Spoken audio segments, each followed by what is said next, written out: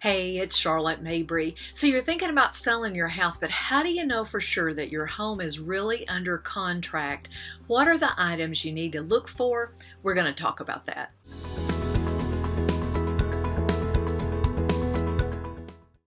Hey, it's Charlotte Mabry again. Thanks for watching our video blog today. We're going to be talking about contract items, but before we get started, if you are thinking of selling, there's some information down below that you can click on to get all the information you ever wanted on getting your home sold.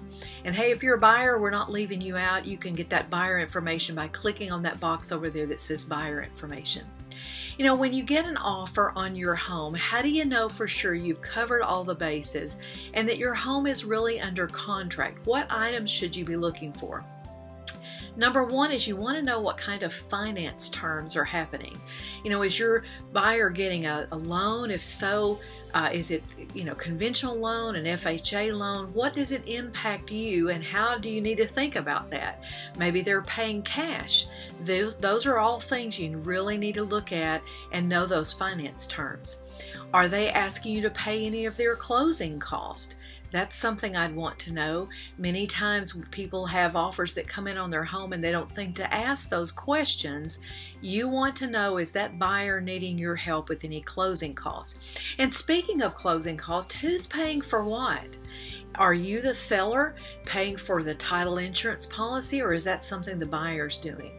Are you the seller paying for taxes when it's all said and done, or is the buyer doing for that? You want to be sure you've got those all broken down, specifically who's paying for what. And is your buyer doing a home inspection? That's important to know as well. And what are your responsibilities? How long is that going to take? Are you liable for any repairs? How's that all covered? That should be spelled out very specifically in your contract. I would also be sure you've listed all of the appliances and fixtures that are going to stay with the property. Maybe you've got a refrigerator that you don't want to leave with the property. No problem. We would just want to be sure that got specified in the contract. The most important thing though, closing date. When is that? We got to specify exactly when we're closing and when that buyer is taking possession.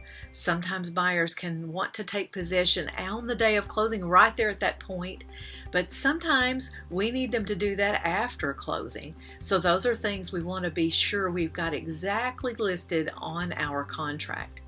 I would also want to ask, is there another home being sold? That's important to know. Are we waiting on someone else to close out, or are we good to go once we have all the terms and conditions of our contract met? Well, as you can see, there are a lot of items to think about when you are selling a home. That is why you need a professional, and I know I'm a little prejudiced, but you need a professional from the Charlotte Mabry team. If you'd like one of us to walk you through step by step what a contract looks like and help you with that, we're delighted to do that. You can send me an email, charlotte@charlottemabryteam.com, or you can call our direct phone number, our direct team number. That's 423-593-5588. Thanks for watching our video blog today, and happy selling of your home.